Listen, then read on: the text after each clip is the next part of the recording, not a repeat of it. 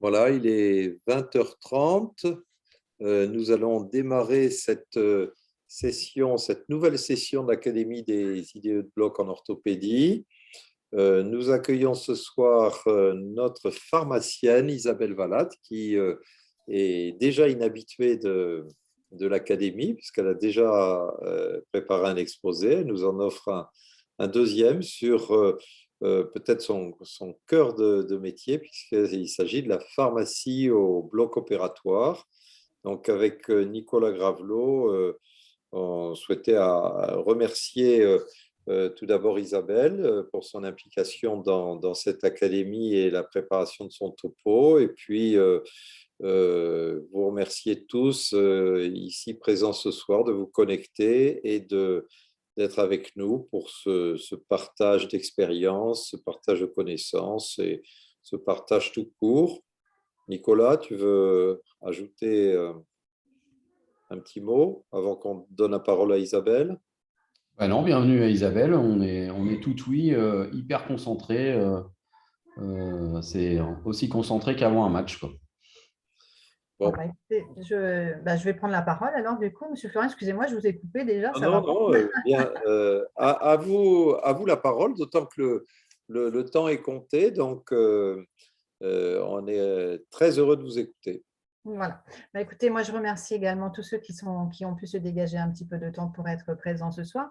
Donc, on va parler effectivement de choses qui sont importantes au bloc opératoire, hein, un petit peu les médicaments. On va faire un petit focus sur l'antibiothérapie. Comment ça se passe au niveau des DMI? C'est des notions, des fois, je me rends compte quand je forme les nouveaux arrivants, des notions un petit peu administratives que vous ne connaissez pas. Et puis, bon, sur l'approvisionnement, on va développer un petit peu. Alors, pour ce qui est des médicaments, ça, c'est tout à fait général et c'est pas spécifique au bloc opératoire. Il faut savoir que la prise en charge médicamenteuse est un acte à risque et à chaque étape, il y a un danger. Alors, naturellement, au niveau de la prescription, tout est protocolisé au niveau de la prise en charge médicamenteuse, au niveau du bloc opératoire. Donc, c'est un point qui reste quand même assez limité, cette erreur-là.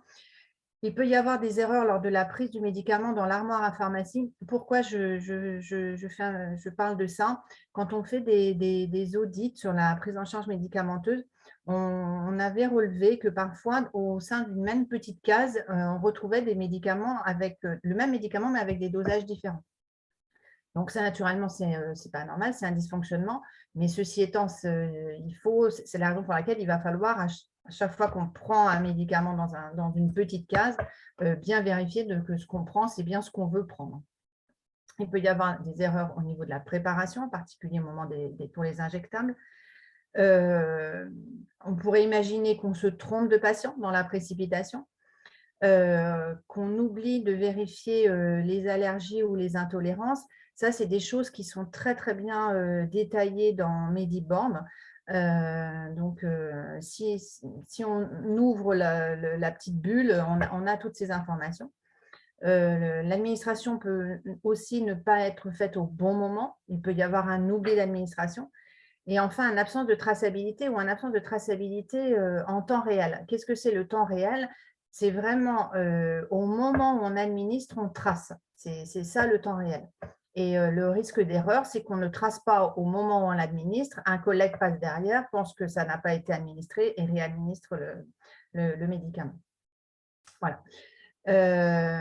Donc, pour ça, il existe un outil que je pense dont beaucoup de gens ont déjà entendu parler, qu'on appelle la règle des 5 B. Donc, c'est administrer le bon médicament au bon patient, au bon moment, à la bonne dose et par la bonne voie. Si à chaque fois au moment où on va administrer un médicament, on se remémore tout ça, ça limite vraiment le risque d'erreur. Je pense que vous connaissiez déjà cette notion de 5B, hein, c'est développé par les autorités sanitaires largement. On va faire un petit focus sur l'antibiothérapie. Alors, il y a 3 types d'antibiothérapie: l'antibioprophylaxie, l'antibiothérapie curative probabiliste et l'antibiothérapie curative documentée. L'antibioprophylaxie, c'est ce que vous voyez tous les jours, c'est la prescription d'un antibiotique dans le but de diminuer le risque d'infection associée aux soins. L'indication de l'antibioprophylaxie, elle est posée lors de la consultation pré-anesthésie et elle est tracée dans le dossier patient informatisé, donc dans Mediband.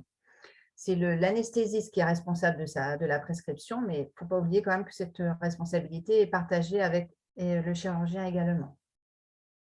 La durée de la prescription doit être la plus courte possible, ça fait partie des recommandations. Et l'injection unique est toujours recommandée, c'est ce qu'on appelle le one-shot. C'est la raison pour laquelle, pour les patients, la plupart des patients, c'est cépazoline 2 grammes une seule fois. L'administration doit être réalisée 30 minutes avant l'incision, de manière à ce que l'ensemble des tissus soient bien imbibés de l'antibiotique. Et les chirurgies pour lesquelles une antibioprophylaxie est mise en place, c'est effectivement les prothèses articulaires, les chirurgies avec mise en place de matériel et la chirurgie du rachis s'il y a mise en place de matériel. Voilà. Ensuite, on a l'antibiothérapie curative probabiliste. Donc là, on va utiliser un antibiotique avec un large spectre, c'est-à-dire qu'au moment où la prescription est faite, on ne sait pas encore s'il y a germe et si germe il y a, de quel type de germe il s'agit. Donc, elle a lieu, cette administration, naturellement, après les prélèvements au bloc opératoire. C'est quelque chose qui est protocolisé. On a un protocole qui décrit cette antibiothérapie. Et elle va être réévaluée, ça c'est très important, à 48-72 heures. 48-72 heures, ça veut dire qu'on n'a pas forcément l'antibiogramme encore à ce moment-là, mais on peut avoir des critères objectifs avec la numération formule, la CRP qui baisse, la VS qui se modifie, etc. Et enfin, quand on a l'antibiogramme après les prélèvements, au bout de quelques jours, là, on va avoir une antibiothérapie curative documentée avec un antibiotique qui va répondre tout à fait aux germes qui ont été retrouvés. Il faut savoir que la clinique, ça fait de nombreuses années maintenant qu'on a une convention et un partenariat privilégié avec le service d'infectiologie du CHU qui est sollicité au résultat des antibiogrammes en général. Voilà pour ce qui est, c'était vraiment un tout petit focus sur les médicaments et en particulier sur l'antibiothérapie. Est-ce que vous avez des questions ?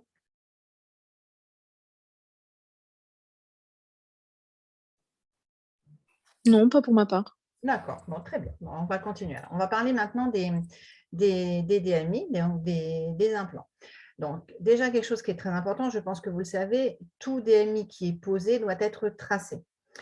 Donc, c'est ce que vous faites sur CIGEMS, vous faites ce qu'on appelle une sortie nominative au patient au moment de la pose du DMI. Chaque DMI posé aussi doit être tracé dans le dossier patient informatisé. Alors, chez nous, le dossier patient informatisé, donc Mediband, est indépendant de CIGEMS. Il ne se connecte pas, en tout cas pour ça. Donc, en fait, tout ce qui est traçabilité va être scanné après par le service facturation dans le DPI. Une notion, je ne sais pas si vous l'avez, je pense qu'il y en a certains qui ne l'ont pas. On a deux types de DMI. Alors, naturellement, quand vous regardez une prothèse, vous ne pouvez pas le savoir en regardant la boîte ou quoi que ce soit. Hein, ce n'est pas noté dessus. Mais on a ce qu'on appelle des DMI qu'on inclut dans le GHS et des DMI en sus du GHS. Qu'est-ce que ça veut dire? Ça veut dire, par exemple, sur une prothèse de genou, il y a différents éléments dans la prothèse de genou. Chaque élément a ce qu'on appelle un code LPP qui va lui donner une valeur d'achat. Et pour ces DMI-là, au moment où il est posé, ça va générer au laboratoire une demande de renouvellement naturellement et une demande de facturation. Et ces DMI-là sont refacturés en sus à la sécurité sociale, en plus du GHS lié par exemple à la PTG. Voilà. Ce qui n'est pas le cas pour les DMI qui sont inclus dans le GHS. Ça veut dire que pour je ne sais pas, un hallus valgus, que le chirurgien pose 2 vis ou 5 vis, le montant sera le même. Voilà. Est-ce que ça, vous aviez ces notions-là? Parce que ça a des répercussions et des conséquences qui sont importantes derrière. Vous aviez cette notion de les infirmières qui sont en ligne? d'inclus ou en sus du GHS ou pas du tout? Moi, vous m'en aviez parlé quand vous m'aviez formé Voilà, c'est ça. à Voilà, SIGEMS. voilà, c'est ça. Bon, très bien. Alors, après, il y a des choses qui sont importantes parce que vous tracez, mais vous ne savez pas forcément ce que ça génère derrière. Donc, dès que vous faites une sortie nominative sur le logiciel de gestion des stocks, ça va générer une commande au fournisseur. Ça le génère dès que vous validez votre sortie nominative. Et ça génère aussi la fiche de traçabilité de la pose des DMI. Ça, c'est d'un point de vue réglementaire, c'est un document qu'on doit remettre au patient et qui mentionne l'ensemble des DMI posés. Donc là, inclus ou pas inclus dans le GHS, peu importe, c'est l'ensemble des implants. Et ça, c'est une feuille, dès que vous validez, elle s'imprime au niveau de la facturation, du service facturation en bas. Donc, ça se présente un petit peu comme ça. Donc là, j'ai naturellement anonymisé. Mais vous voyez, on a l'ensemble des implants, leur référence, le code LPP s'il y en a un, le numéro de lot, ça c'est très important. Ça va permettre de remonter si a posteriori on a des retraits de lot qui descendent, des matériaux vigilance. Voilà, et ça, c'est une feuille qui doit être mise au patient. C'est réglementaire, ça. Donc, ça se présente de cette façon-là. Donc, c'est ce que je vous disais. Donc, la validation de la sortie nominative au moment où vous validez sur le V vert en bas de la feuille, en bas de la page, ça va générer la commande. Donc, soit on va avoir des demandes de renouvellement et de facturation. C'est le cas dans plus de 90% des cas, quasiment tout le temps, puisqu'en fait, les implants chez nous sont en dépôt. Ça veut dire quoi? Ça veut dire que quand on rentre en stock des implants, en fait, ce n'est pas à ce moment-là que la clinique les paye aux fournisseurs. La clinique va les payer aux fournisseurs au moment où ils vont être posés. Donc, soit ça va générer ça, donc le renouvellement bien évidemment et la facturation, ça c'est pour les DM en dépôt, soit une demande de facturation simple, lorsque le DM est en prêt et qu'ils ne sont pas à renouveler. Mais ça, en général, vous le laissez, la plupart du temps, les implants en prêt, sauf s'ils ont déjà été utilisés et renouvelés parce que c'est un prêt longue durée.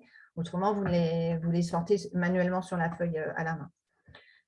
Soit c'est une demande de renouvellement pour échec de pose. Alors, c'est Manon qui me dit que je l'avais formée, donc je pense que j'avais bien insisté sur les échecs de pose, je vais un petit peu y revenir. Donc, en fait, ça se présente dans cette case-là. Par défaut, en général, c'est tout le temps avec renouvellement, c'est-à-dire renouvellement et facturation. Qu'est-ce qui se passe quand il y a un échec de pose? Donc, naturellement, il faut le tracer puisque l'échec de pose, par définition, ne va pas apparaître sur la fiche de traçabilité du patient puisque ça ne lui a pas été posé. C'est très important que quand vous avez cette notion d'échec de pose, avant même la validation, vous le précisiez dans la petite case qu'on a vue juste avant.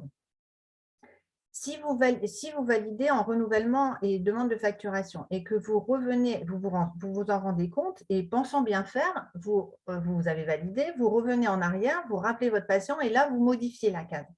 Ça, en fait, ça n'a aucun impact ni sur la commande ni sur la fiche de traçabilité. Donc, il est préférable dans ce cas-là de ne rien faire, vous laissez avec renouvellement, même si c'est un échec. Par contre, vous le notez clairement à la main. Et la préparatrice Sandra, quand elle va, puisqu'en fait, toutes les feuilles de bloc sont vérifiées à la pharmacie avant l'envoi de la commande au fournisseur. La commande est générée, vous la générez, mais elle n'est pas envoyée à ce moment-là. Va pouvoir faire les modifications. C'est un petit peu compliqué, donc c'est pour ça que ce n'est pas à vous de le faire, ça c'est à nous de le faire. Mais si vous êtes revenu en arrière, que vous avez modifié échec de pose, quand elle le vérifie, elle se dit « Ok, tout est d'aplomb » et en fait, ça ne l'est pas. Donc là, ça crée des erreurs après. Donc, résumé, si vous avez mis en demande de renouvellement et de facturation un échec de pose, vous le laissez tel quel, sauf que naturellement, vous le notez clairement à la main sur la feuille. Voilà. Et là, c'est ce que je viens d'expliquer. Et dans tous les cas, il faut compléter le recto de la feuille de bloc. Vous savez que sur le recto, je ne sais pas si vous avez fait attention, il y a les implants en échec. Et là, vous le mettez globalement, enfin, c'est là qu'il faut le tracer, ou au dos de la feuille, peu importe, au niveau de l'étiquette, mais il faut que ça apparaisse clairement.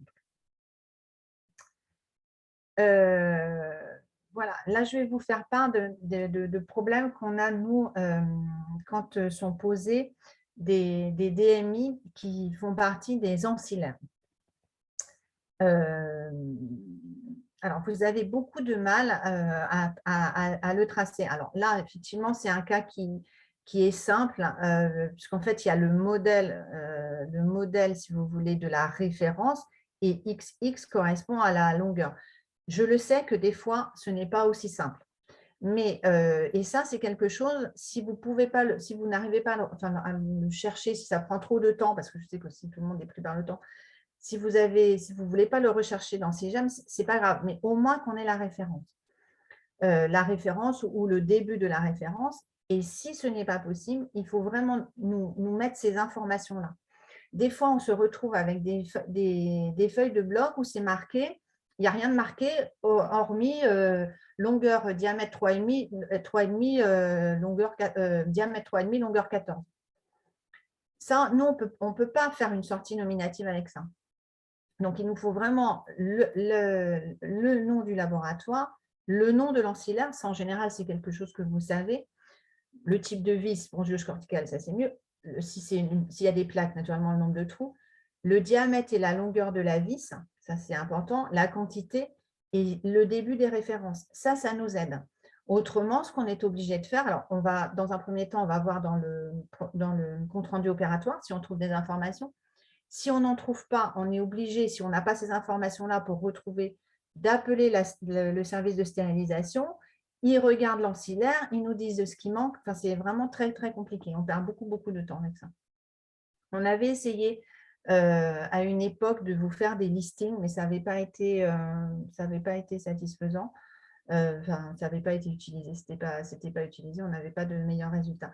Maintenant, si vous avez des idées, on est preneur. Voilà. Qu'est-ce qui pourrait vous aider à réussir à sortir à nous indiquer les vis qui ont été posées et les plaques pour ces DMI-là. Ça, c'est important. Voilà, alors pourquoi c'est important? Déjà pour ce que je viens de vous expliquer, la perte de temps, mais c'est aussi que nous, quand on va faire la sortie, elle ne sera peut-être pas exhaustive, elle ne sera peut-être pas exacte. Donc, ça veut dire que derrière, la fiche de traçabilité patient peut être erronée. La commande fournisseur peut aussi ne pas correspondre à réellement ce qui a été posé. Et ce n'est pas rare qu'on nous dise les ancillaires, ils ne sont pas complets, etc. Et en fait, à la stérilisation, parce que une fois que la commande est passée, on les reçoit et on leur fait passer les vis, par exemple, qui ont été livrées pour qu'elles les stérilisent. Et ils nous disent, non, mais ces vis-là, on les avait déjà. Dans l'ancillaire, ça ne manque pas. Donc, vous voyez, c'est vraiment important. Donc, voilà, c'était une petite formation, mais je pense que ces points-là étaient importants. Donc, ne jamais oublier que l'administration des médicaments est et reste un acte à risque, même si c'est toujours les mêmes médicaments qui sont utilisés au bloc opératoire, ça reste un acte à risque. Il faut toujours rester extrêmement vigilant et concentré. La traçabilité des poses et DMI, c'est quelque chose qui est obligatoire et c'est soumis à une réglementation. Et l'exhaustivité de cette traçabilité est essentielle pour le patient, pour le renouvellement des implants, et elle est garante d'une facturation exacte de l'établissement auprès de la sécurité sociale. Et là, quand je dis ça, je parle naturellement des DMI qui sont en sus du GHS.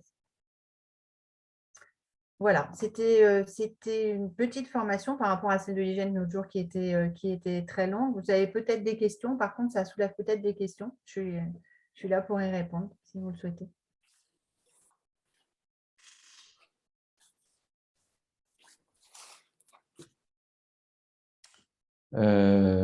Moi, j'ai une petite question sur la définition, qu'on s'entende bien, de ce que c'est qu'un échec de pose.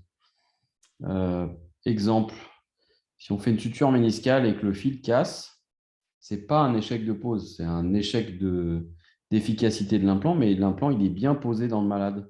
Donc, il faut que ce soit bien, qu'il soit tracé, parce que si on recherche, par exemple, une erreur de fabrication et que ça a une conséquence pour le malade, l'implant, il est comme dans le malade. Et puis, Bon, après, le problème de la facturation, ça vient peut-être de là, le fait qu'on l'ait utilisé, on en ait réutilisé un autre à la place et qu'il faille le justifier. Mais j'aimerais bien qu'on s'accorde bien sur le caractère échec de pose, quoi. Ouais, échec de pose, c'est vraiment un implant qui n'est pas posé.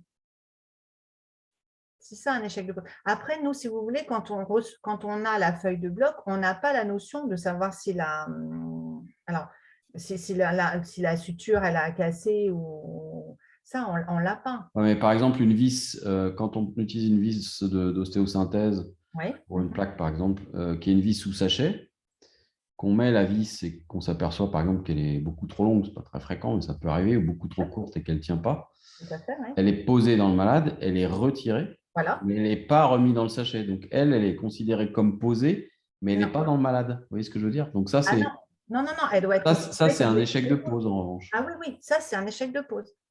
Ça, c'est vraiment un échec de pose. Ça doit être tracé en tant qu'échec de pose, effectivement. D'accord. Mm. Ou si on ne prend pas la bonne taille de prothèse, bon, là, en général, ça brasse un peu plus parce que ça coûte un peu plus cher. Mais ça, c'est un vrai. Il faut bien déterminer laquelle des deux prothèses a été posée parce que la traçabilité de la prothèse, il Ah y oui, en a c'est une qui est dans le essentiel. patient et l'autre qui est en dehors. Donc, ce n'est pas tout à fait la même importance sur la traçabilité. Mais moi, je voudrais rebondir là-dessus et dire qu'effectivement, il faut faire très, très attention aux ouvertures des implants, bien vérifier que c'est le bon implant, le faire vérifier par le chirurgien. Je crois qu'il faut qu'il y ait une communication très claire entre le chirurgien et l'infirmière lorsque l'on ouvre un DMI, parce que c'est des choses qui coûtent très cher et que beaucoup d'échecs de pose sont des erreurs d'ouverture d'implant, en fait. Là, il peut y avoir des incidents lors de la pose, il peut y avoir des implants qui ont des défauts et qui se détériorent au moment où on les utilise, mais il y a quand même un certain nombre d'échecs de pose qui sont des choses qui ont été ouvertes par erreur. Donc, il faut être très, très vigilant par rapport à ça. Ouais, c'est ancien, tout à fait. Ouais. Je Parce pense qu'il que chacun… faut savoir qu'un échec de pose, si vous voulez, il est facturé par le laboratoire. Hein. On a parfois quelques accords, mais la plupart, enfin, quasiment tous les laboratoires, ce qui est normal. Hein, quelque part, un échec de pose, c'est quelque chose qui est facturé par le laboratoire. Mais nous, on ne va pas le refacturer naturellement à la sécurité sociale. Donc là, c'est de la perte pour les DMI ensuite du GHS, c'est de la perte complète. Alors, quelle est la procédure si l'implant est défectueux, si on considère que l'implant est défectueux? Ah ouais, alors là c'est extrêmement clair. C'est de la matériau-vigilance. Donc là, normalement, c'est Stéphane Ariad qui récupère l'implant. Enfin, c'est pas rare. Hein, et il fait une déclaration de matériau-vigilance en tant que tel aux autorités sanitaires et au laboratoire. Et là, pour le coup, ce n'est pas facturé par le laboratoire. Et on peut rappeler au passage que la matériau-vigilance, c'est comme l'hémovigilance, comme la pharmacovigilance. C'est une obligation de déclarer les incidents. Tout à fait, tout à fait.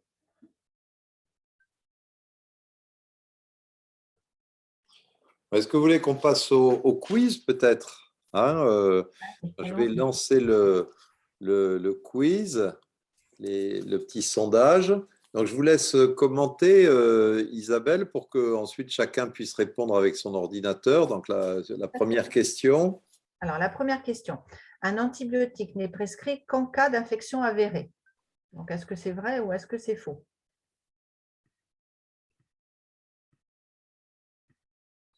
Voilà, personne n'ose se lancer.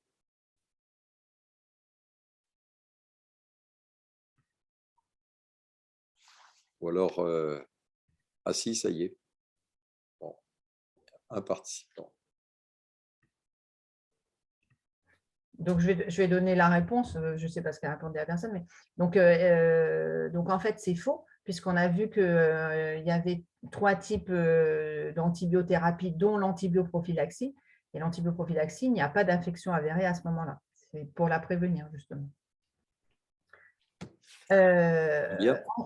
Pardon, excusez-moi. Non, allez-y, allez-y. Deuxième question. Donc, l'administration d'un médicament, donc selon la règle des 5 B, c'est quoi? C'est le bon médicament. Alors, il faut cocher les bonnes cases, puisqu'on est dans.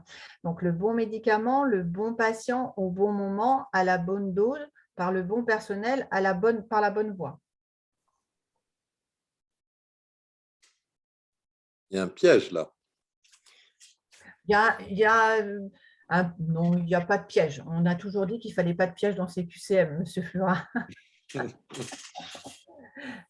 Mais on peut dire que quand même, Mais on peut dire, le fait oui, que ce soit donné par le bon personnel n'est pas un mauvais principe. c'est pas un mauvais principe, mais ce n'est pas la règle des 5 B. Mais il faut que ce soit fait, effectivement, voilà, par le bon personnel, on est d'accord. Donc là, je pense que tout le monde avait… Enfin, tout le monde, je ne sais pas s'il y a une personne qui a répondu. Voilà, pour l'instant, votre quiz a du succès et les uns et les autres ont bien compris le topo, bien assimilé les données, puisque les réponses sont très bonnes. Bon, très bien. La traçabilité de la pose des DMI est obligatoire.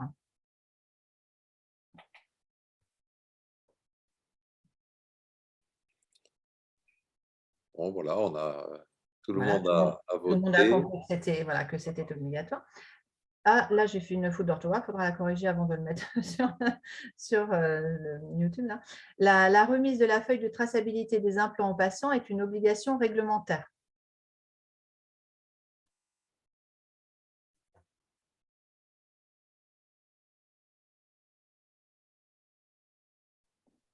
Donc, tout le monde a bien compris voilà, que c'était vrai, bien sûr. Et il n'est pas obligatoire de tracer les DMI présents dans les ancillaires. Est-ce que c'est vrai ou est-ce que c'est faux? C'est une question fine, ça, oui. Donc, tout le monde a répondu faux. Quel est votre commentaire? Là, tout à fait. C'est un DMI, qu'il soit dans un ancillaire ou qu'il arrive stérile à la clinique. Naturellement, il faut le tracer. Tout à fait. Alors, moi, j'ai une question à ce sujet. Chez nous, dans quel cas est-ce qu'on a des DMI présents dans les ancillaires? C'est des guides de coupe à usage unique, des choses comme ça? Là, ce sont les vis, les vis, voilà, pour l'ostéosynthèse. Voilà. Très bien, donc je mets fin au vote et peut-être qu'on va mettre fin aussi à cette session. Merci beaucoup Isabelle, hein, c'était très clair et à mon avis c'était des notions très, très importantes à savoir et éventuellement un peu stressantes au bloc, d'autant que c'est des choses qu'il faut gérer assez vite et à chaud, donc c'est bien d'y revenir à froid avec vos explications. Donc, merci beaucoup pour cette excellente session. Merci à tous de vous être connectés ce soir. Je laisse la parole à Nicolas pour un petit commentaire de sa part. Non, merci pour cette session extrêmement claire et à mon avis avec des informations essentielles. Je vais laisser parler mon petit côté parisien. Allez, Paris. Voilà, il y a un match ce soir. Ouais. Et bien évidemment, je suis disponible à la pharmacie pour toute question. Il ne faut surtout pas hésiter, que ce soit pour ça ou pour toute autre chose. Si vous avez le moins de soucis, vous les infirmières, enfin tout le monde, voilà, il ne faut pas hésiter. Si moi je ne suis pas disponible à ce moment-là, on se refixe un rendez-vous, mais voilà, il ne faut pas laisser des choses en suspens ou des choses que vous faites et vous ne comprenez pas pourquoi vous devez les faire. Voilà, je suis à votre disposition en tout cas.